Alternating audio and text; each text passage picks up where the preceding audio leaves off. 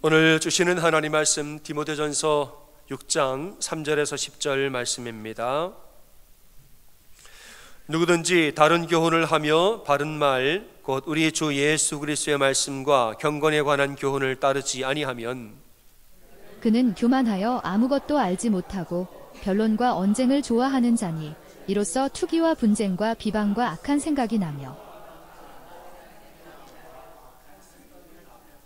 마음이 부패하여지고 진리를 잃어버려 경건을 이익의 방도로 생각하는 자들의 다툼이 일어나느니라. 그러나 자족하는 마음이 있으면 경건은 큰 이익이 되느니라. 우리가 세상에 아무것도 가지고 온 것이 없음에 또한 아무것도 가지고 가지 못하리니 우리가 먹을 것과 입을 것이 있은즉 족한 줄로 알 것이니라. 보하려 하는 자들은 시험과 올무와 여러 가지 어리석고 해로운 욕심에 떨어지나니 그 사람으로 파멸과 멸망에 빠지게 하는 것이라. 돈을 사랑함이 일만 악의 뿌리가 되나니 이것을 탐내는 자들은 미혹을 받아 믿음에서 떠나 많은 근심으로써 자기를 찔렀도다. 아멘. 아멘. 오늘 디모데전서 6장 3절 이하의 말씀을 봤습니다. 오늘 본문에는 성도들이 정말 배우고 듣고 따라야 할 온전한 말씀이란 것이 무엇이냐, 이 말씀을 하고 있습니다. 우리 그리스도인들이 같은 교회를 다니고 동일한 예수 그리스도를 믿는다고 말하지만은 실제로 신앙생활을 하는 모습을 보면은 참 제각각입니다. 어떤 사람은 예수를 믿는다 하면서 신앙생활하는 모습은 참 엉뚱합니다. 예수를 믿는다 하면서 엉뚱하게 신앙생활하고, 또 어떤 사람들은 정말 어디에 내놓아도 자랑스러울 정도로 제대로 신앙생활을 하는 사람들도 있습니다. 오늘 본문에서는 우리가 정말 붙들고 배우고 알아야 할 온전한 말씀은 무엇인가, 또 반면에 엉뚱한 말씀은 무엇인가. 엉뚱한 말씀을 붙드니 엉뚱하게 살고, 온전한 말씀을 붙드니 온전하게 신앙생활을 하는 것입니다. 그래서 엉뚱한 것을 온전한 것인 줄로 착각하고 살면 안 된다, 그 얘기를 하고 싶은 것이지요. 어느 시골에 처녀가 있었습니다. 어느 날 이 처녀는 시장을 보려고 이제는 길을 나섭니다. 인적이 드문 그러한 한적한 길을 걸어가는데 그때 마침 뒤에서 한 남성이 따라옵니다. 이 표정이 우락부락하게 생긴 것이 마치 인신매매범 같이 생긴 그런 남자가 등짐을 지고 뒤를 따라옵니다. 그리고 뒤에서 남자가 큰 소리로 외칩니다. 같이 가 처녀. 그랬다는 거예요. 저 사람 누군데 나랑 같이 가려고 저러나. 덜컥 겁이 났다는 거예요. 이 말을 듣고 처녀가 뛰어가기 시작합니다. 그런데 뒤에서 다시 두 번을 또 소리칩니다. 같이 가 처녀. 같이 가 처녀. 이 처녀가 너무너무 놀라서 뛰어가다가 돌뿌리에 걸려서 넘어집니다. 그린 남자가 점점 다가왔습니다. 앞에 와가지고 남자가 바로 코앞에 다가왔는데 남자가 그 처녀를 물끄러미 바라보더니 그냥 지나가더라는 거예요. 그리고 다시 소리를 쳤다는 거예요. 갈치가 1,000원, 갈치가 1,000원 했다는 거예요. 가치가 처녀가 아니고 갈치가 1,000원이라고. 갈치가 1,000원, 갈치가 1,000원. 늦게 웃는 분들도 주님이 사랑하시는 줄 믿습니다. 여러분, 우리는 가끔 엉뚱한 착각을 할 때가 있습니다. 내가 다 안다는 착각, 내 생각이 맞다는 착각, 내 느낌과 내 감정이 나 맞다는 착각. 여러분, 우리는 신앙생활 내가 이 정도면 잘한다 하고 착각할 때가 있다는 거예요. 나만한 그리스도인이 어디 있을까? 여러분, 근데 이것이 정말 착각일까요? 진짜일까요? 이것을 구분하는 기준은 내 감정과 내 기분, 내 기준이 아니라는 거예요. 이 신앙이 정말 온전한 신앙인지 아닌지 구분하는 기준은 하나님의 말씀이라는 것입니다. 내가 정말 말씀에 비추어 볼 때 이 신앙이 올바른가, 이것을 판단해야지 내 기분에, 내 생각과 내 경험에 이 정도면 괜찮지, 그건 올바른 기준이 아니라는 겁니다. 오늘 본문에 이야기합니다. 온전한 말씀은 무엇인가? 3절에 보니까 우리 주 예수 그리스도의 말씀과 두 번째는 경건에 관한 교훈이라 이랬습니다. 정말 우리가 받들어야 할, 정말 우리가 취하고 들어야 할 온전한 말씀이 무엇이냐? 첫 번째는 예수 그리스도의 복음이라고 그랬습니다. 예수 그리스도의 복음. 여러분, 교회에서 선포되고 우리 모든 성도들이 정말 듣고 보고 배우고 따라가야 할 진짜 중요한 말씀은 예수 그리스도의 복음입니다.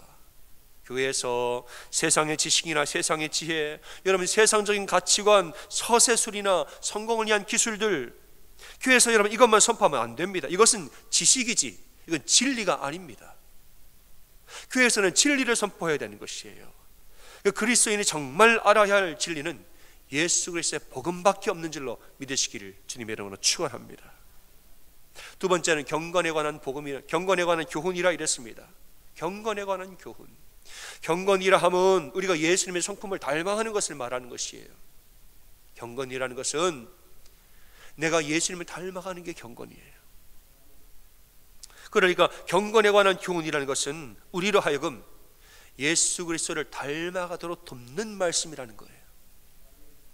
예수 그리스도의 성품을 배우고 예수님의 삶의 발자취를 따라가도록, 말하자면 예수님의 사랑을 닮아가고 예수님의 순종과 예수님의 자기 비움과 예수님의 헌신을 닮아가게 하는 이 말씀, 이것이 바로 경건에 관한 교훈이라 우리가 정말 듣고 보고 배워야 할 온전한 말씀은 예수 그리스도의 십자가의 복음, 그리고 예수님의 자기 순종과 헌신과 이 사랑을 닮아가게 하는 말씀, 이거라는 것입니다.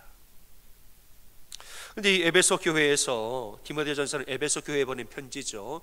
에베소 교회에서 엉뚱한 교사들이 엉뚱한 가르침을 주었다는 것이죠. 그 가르침은 복음과도 상관이 없고 경건과도 상관이 없이 그냥 인간적이고 세속적인 가르침을 그들이 주었다는 것입니다. 이런 것을 따르면 어떻게 되어지는가? 4절에 보니까 교만하여 아무것도 알지 못하고 변론과 언쟁을 좋아하게 되니라 이랬습니다. 그러니까 복음이 아닌 다른 것을 교회에서 배워서 예수님을 닮아가지 아니하는 또 다른 것을 우리가 보고 배우면 교만하여 아무것도 알지 못한다. 이 말은 뭐냐? 내가 다 안다는 거, 교만하다는 것은 내가 다 안다, 내가 경험도 있고 지식도 있고 내가 다 안다는 거예요. 하지만 가장 중요한 건 하나도 모르는 사람이에요. 인간적인 경험과 지식은 세상의 지식과 이건 많은데 예수님의 사랑을 모르고 예수님의 순종을 모르고 자기 비움과 헌신을 모르고 아무것도 모르는 사람이라는 거, 실상은. 그러니까 변론과 언쟁을 좋아하게 되고 이것은 투기와 분쟁과 비방과 악한 생각으로 이어지느니라 이랬습니다. 또 5절에 보니까 이런 사람들은 경건을 이익의 방도로 생각하여서 다투느니라 이랬습니다. 경건을 이익의 방도로 생각하여 다투느니라. 그러니까 내 이익을 위해서 신앙생활을 한다는 말이에요. 이런 사람은 예배도 드리고 봉사도 다 하지요. 그런데 이 모든 것을 하는 이유는 뭐냐? 내가 복 받으려고 한다는 거예요. 내가 예수를 믿고 내가 교회를 다니고 그냥 이렇게 저렇게 신앙생활을 내가 다 하지만은 모든 것의 최종적인 목적은 내가 복 받으려고, 내 이익을 위해서 경건을 이익의 방도로 생각한다는 거예요. 그렇기 때문에 내 이익에 반하는 것이 나오면 다툽니다. 이 사람. 내가 나 좋으려고 교회 다니지, 내가 좋으려고 교회 다니는데 교회 가니까 나 안 좋아, 그럼 다투는 거예요. 특별히 에베소라는 도시는 아데미라는 우상, 이 우상 숭배와 관련한 종교 사업이 아주 번창한 도시였습니다. 그 에베소에는 아데미 숭배를 굉장히 강하게 하는, 돈도 많으니까 우상 장사, 종교 장사가 굉장히 잘 되는 도시였던 거죠. 바울이 에베소에 사역할 때에 너희들 우상을 버리고 참된 신을 섬기라 아주 열심히 가르쳤더니 어떤 사람들이 우상에 관한 마술에 대한 책을 갖다가 불태우는데 어마어마한 책을 불태웠다는 거예요. 그만큼 종교 장사가 잘 되는 도시입니다. 근데 이런 말을 듣고 우상으로 장사하는 사람들 들고 일어나서 소동을 일으켰습니다. 저 사람들 우리가 밥줄 끊게 생겼다 이거예요. 그리고 말하기를 겉으로는 크도다 에베소 사람의 아데미 신이여 이랬습니다. 크도다 우리 에베소 사람의 자랑스러운 에베소 사람의 자랑스러운 아데미 신이여. 겉으로는 신이라고 말했지만 속마음으로는 우상을 이익의 방도로 삼은 것이죠. 그러니까 다투게 된 것이, 내 이익에 반하는 것이 나오니까 그게 무엇인가 진리의 가심 같지 아니하고 막 다투는 겁니다. 내 이익에 반한다는 거예요. 바울이 이 디모데전서 편지를 쓸 때 아마 그때의 일을 기억을 했던 것 같습니다. 그래서 3장 16절 이렇게 적습니다. 크도다 경건의 비밀이여, 이렇게 적었습니다. 그러니까 에베소 사람들은 크도다 아데미 신이여 했지만 바울은 크도다 경건의 비밀이여, 이렇게 하면서 예수 그리스도의 영광을 선포했단 말입니다.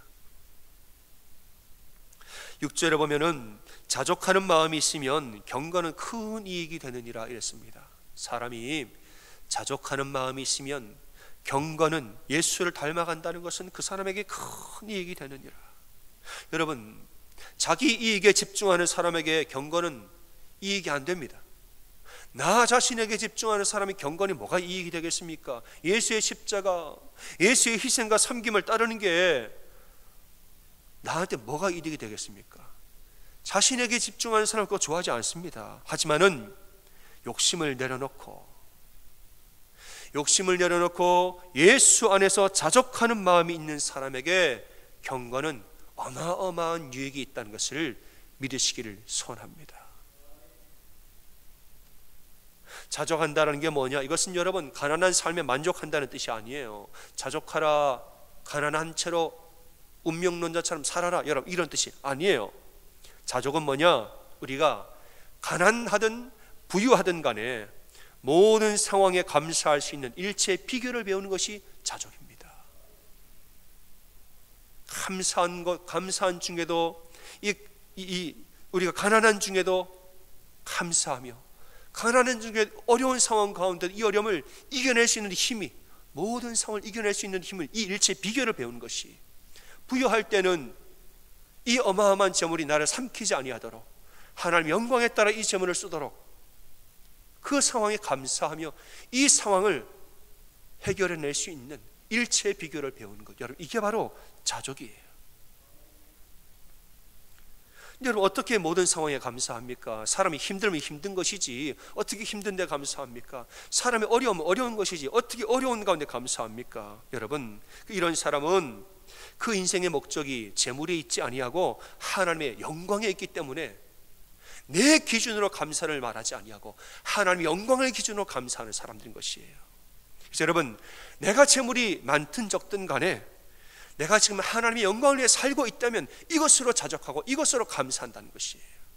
이 사람의 삶의 기준은 나에게 있지 아니하고 하나님의 영광에 있습니다. 내가 정말 하나님의 영광을 위해 사는가? 하나님의 영광을 위해서 내가 살고 있고 하나님 나를 통하여 영광을 받고 계시는가? 그럼 감사하는 거예요. 먼저 그의 나라와 그의 의를 구하라. 그리하면 이 모든 것은 너에게 더하시리라. 이건 믿는 겁니다. 우리 중에 누구든지 자기를 위하여 사는 자가 없고 자기를 위하여 죽는 자도 없도다.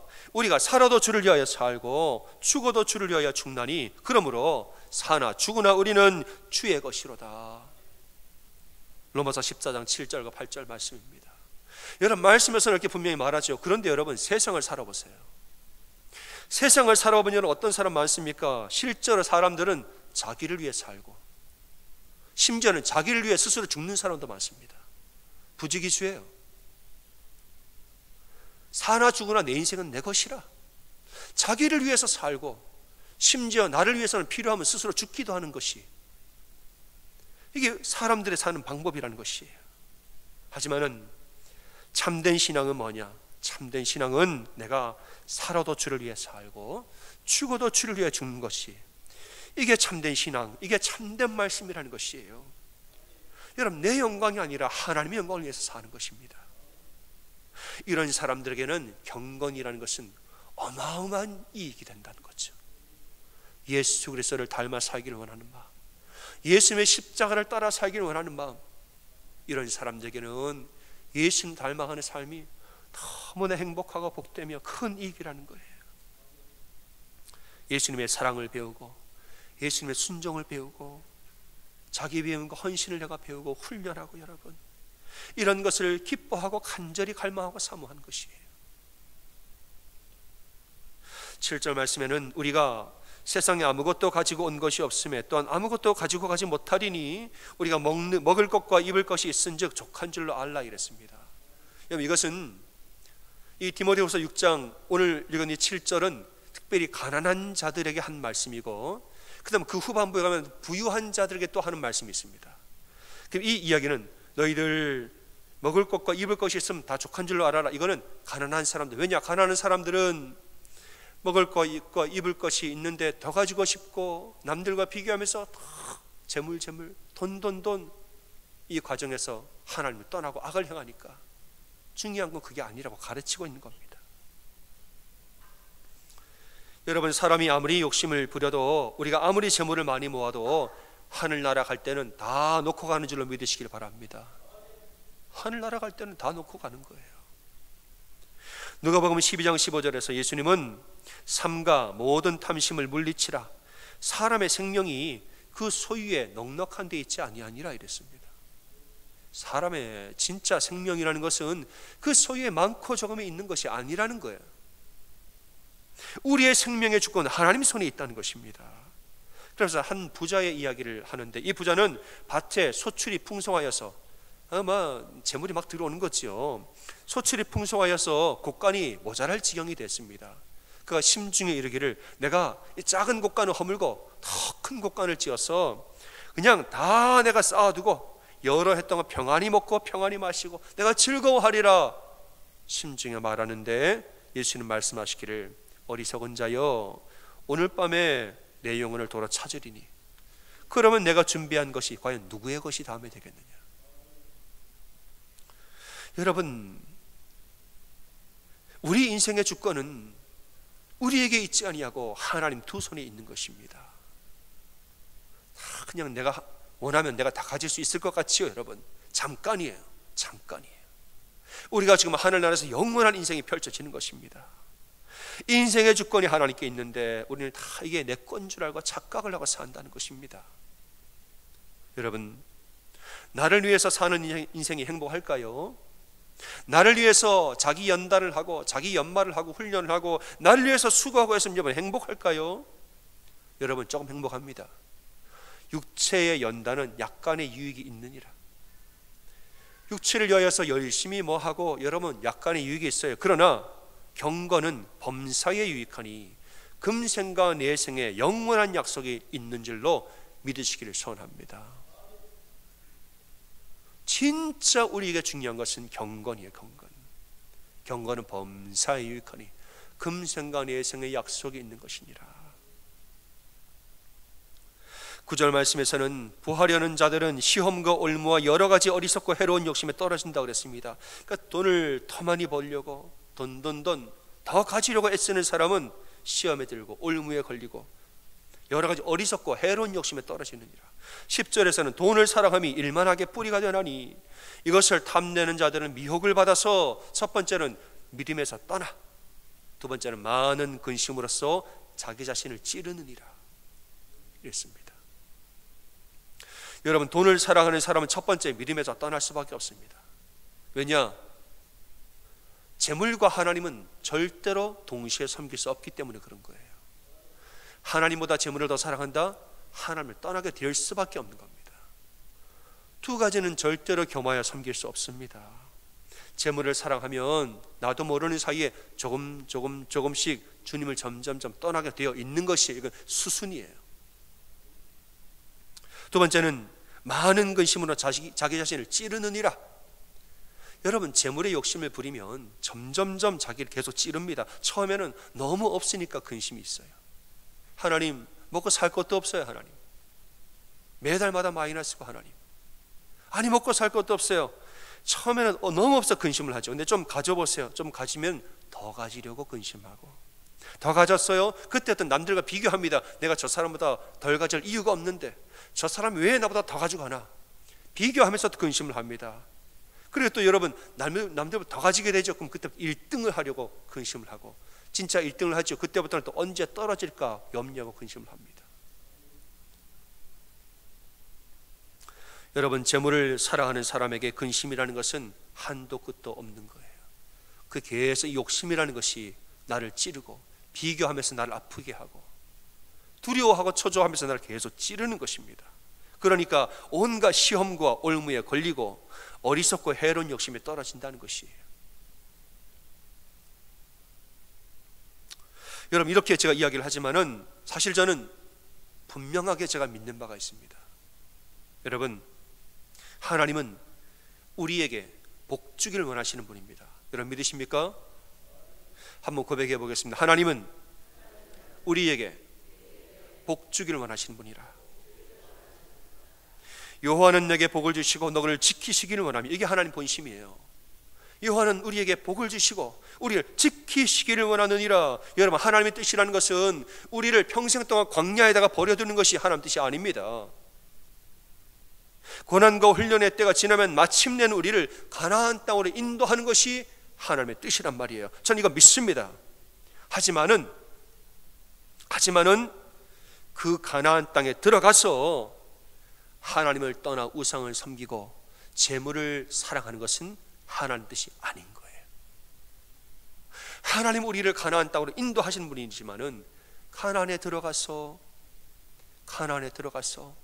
재물에 신경을 쓰고 소출을 사랑하며 하나님을 떠나 우상을 섬기는 것, 여러분, 이것은 하나님의 뜻이 아닌 거예요. 우리에게 허락하신 풍성한 소출들, 우리에게 허락하신 그 모든 재물과 이 결과물들로 모든 영광을 하나님께 돌리며 하나님을 위해 사는 이 인생이 하나님 뜻인 것입니다. 그럼 광야에서는 어떨까요? 가나안에서는 그게 하나님 뜻이고, 광야에서 하나님 뜻은 뭘까요? 광야는 광야대로, 여러분, 하나님 왜 물을 안 줍니까? 왜 떡을 안 줍니까? 왜 고기를 안 줍니까? 여러분, 불평하고 원망하는 거 하나님 뜻이 아닙니다. 그럼 뭐가 하나님 뜻입니까? 하나님, 지금 상황은 광야지만은 하나님 원하신 일지인데 반드시 물을 주시고 떡을 주시고 고기를 주실 줄을 나는 믿습니다 하고 자족하고 감사하고 믿음으로 사는 것이 하나님의 뜻인 것입니다. 그러니까 여러분, 우리가 배부르든지 배고프든지 재물이 많든지 적든지 모든 상황에서 감사하며 모든 상황에서 믿음으로 살 줄 아는 이 일체의 비결을 배우는 거, 여러분, 이게 바로 자족하는 믿음이라는 것이에요. 여러분, 사람이 자기의 욕심을 내려놓으면은 경건은 우리에게 큰 유익이 됩니다. 욕심을 못 내려 내가 더 벌어야지, 더 해야 되고. 여러분, 재물만 그렇습니까? 자기 성공도 있고 자녀들에 대한 욕심도 다 있어요. 그 욕심을 내려놓지 못하면은 주님이 안 보이는 거예요. 그러나 그 욕심을 내려놓고 예수 그리스도를 닮아가는 데 집중하며 하나님 영광을 위해 사는 인생에 집중하면은 예수님을 닮아 사는 경건이라는 것은 어마어마한 유익이 된다는 거죠. 욕심이 많은 사람은 예수님 주시는 복만 사랑하지 그분을 닮고 싶어 하지는 않습니다. 주님 그 있잖아요, 오병이어 같은 기적, 주님 그 있잖아요, 병 고치는 기적, 귀신 내쫓는 거, 주님 그런 거 주세요. 십자가는 원하지 않아요. 주님, 이런 말씀만 교회에서 배우면은 교회에서는 투기와 분쟁과 비방과 다툼이 일어난다는 것입니다. 다들 자기 원하는 것만 원하기 때문에 하나님 뭘 기뻐하시는지 몰라요. 하지만 이 욕심을 내려놓고 예수님의 십자가를 살아가면은, 예수님의 십자가에 집중하고 예수님의 십자가 그 자체를 살아가면은, 그때부터 이런 사람은 세상에 감당치 못할 놀라운 능력을 경험하게 되는 줄로 믿으시기를 소원합니다. 어떠한 형편에라도 이겨낼 줄 아는 일체의 비결을, 이걸 배우는데 내게 능력 주시는 자 안에서 나는 모든 것을 할 수 있느니라라는 믿음의 그 심령 가운데 온전히 세워지는 것입니다. 내가 사방으로 의겨섬을 당하여도 쌓이지 아니하며 답답한 일을 당하여도 낙심치 아니하고 박해를 받아도 버림받지 아니하고 거꾸로 뛸을 당하도 내가 망하지 아니하느니라. 예수의 죽음을 짊어지니 예수의 생명 또한 나에게서 나타나는지라. 예수의 십자가를 지니까 예수의 부활의 영광도 함께 누리게 되어지는 것이에요. 십자가를 안 지는데 부활의 영광을 어떻게 압니까? 예수님을 닮아 사니까 세상을 이길 능력도 함께 얻어지게 되는 것이지요. 회오리 바람이 지나가면 악인은 없어져도 이러한 자는 영원한 기초와 같으니라. 우리가 이렇게 되어지는 것입니다. 여러분, 우리가 정말 듣고 보고 배워야 할 참된 말씀은 오직 예수 그리스도의 복음 그 자체요, 또한 그분을 닮아가는 경건에 대한 교훈입니다. 요즘에 우리가 이제 수요일 날 임원 교육을 합니다. 벌써 2번을 했지요. 참 귀한 시간을 우리가 보냅니다. 이제 세상을 가슴 뛰게 할 교회라는 이 교재로 함께 말씀을 나누는데, 거기에는 하나님과 사람들에게 사랑받는 교회의 12가지의 특징을 이야기해 줍니다. 이 책에서는 사랑받는 교회를 매력적인 교회로 이렇게 표현을 했어요. 사람에게도 아주 매력적인 교회, 하나님께도 매력적인 교회가 되는 특징이 12가지인데 그 첫 번째 특징이 뭔지 아십니까? 첫 번째 특징이라는 것은 가장 중요한 특징이라는 거겠죠. 저를 따라 좀 고백하겠습니다. 하나님의 임재를 갈망하는 교회. 시작. 하나님의 임재를 갈망하는 교회. 여러분, 하나님의 임재를 갈망하고 하나님의 임재에 집중하는 교회가 모든 하나님과 사람 앞에서 아주 매력적인 교회가 된다는 거예요. 임재에 집중하고 임재를 간절히 갈망하는 그런 교회를 볼 때에는 저 교회 가고 싶어요. 그 교회에 대해 소망과 기대함이 생기는 거죠. 웨인 쿠리에이로 목사님, 이분은 이제 저자인데, 이분은 하와이에서 뉴홉 크리스천 펠로우십 교회를 개척해서 얼마 후에 주일 예배 출석 인원만 1만 명 이상이 되는 그런 교회를 성장시켰습니다. 근데 그 교회가 건물이 없습니다. 지금까지도 건물이 없어요. 일부러 안 갖는 거죠. 학교를 빌려서 예배를 드리는데 어느 날에는 학교에 사정이 생겨서 갑자기 건물을 못 쓰고 막 예배처를 알아보다가 어느 공원을 섭외를 했다는 거예요. 급하게 찾느라고. 이 공원에서 10,000명이서 야외에서 예배를 드려야 되는데 토요일 날도 드리고 주일에도 몇 번을 나눠서 이제 드리는 거예요.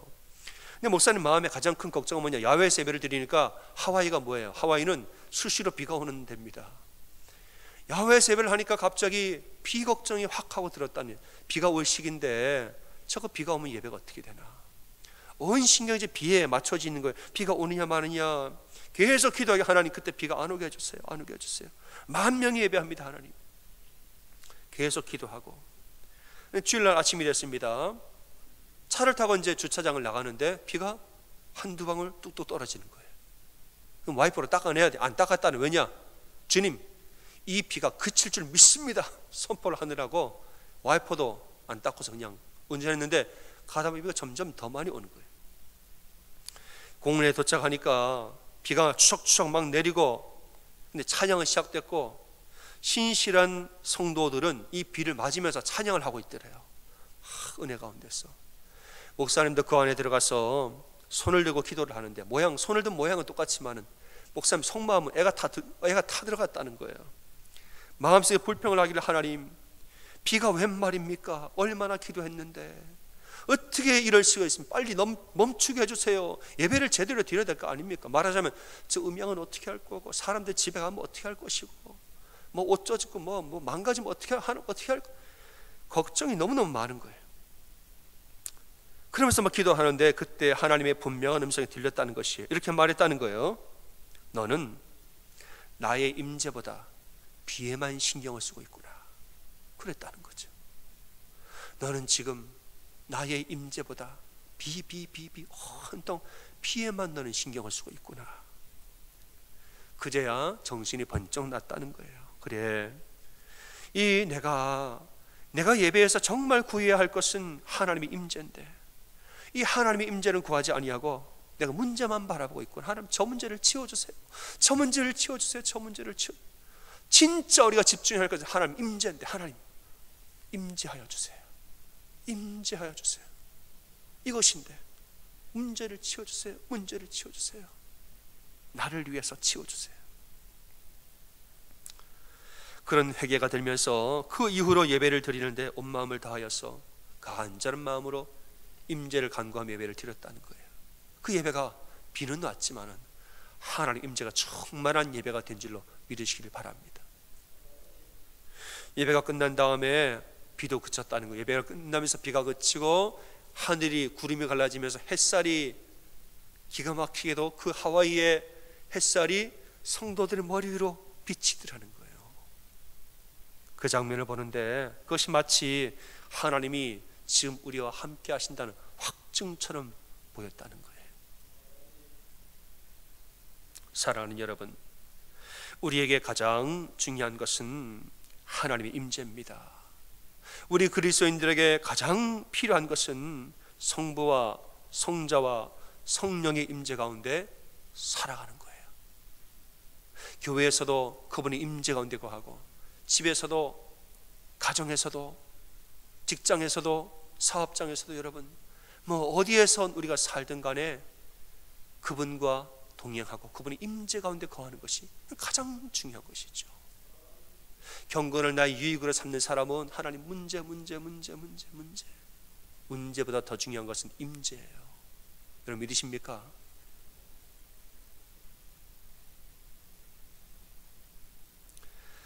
여러분, 하나님의 임재는 재물보다 더 귀하고 내 이익보다 더 귀합니다. 그래서 하나님의 임재에 집중하고 그분의 영광을 위해 사는 사람은 어떠한 형편이든지 승리하고 삽니다.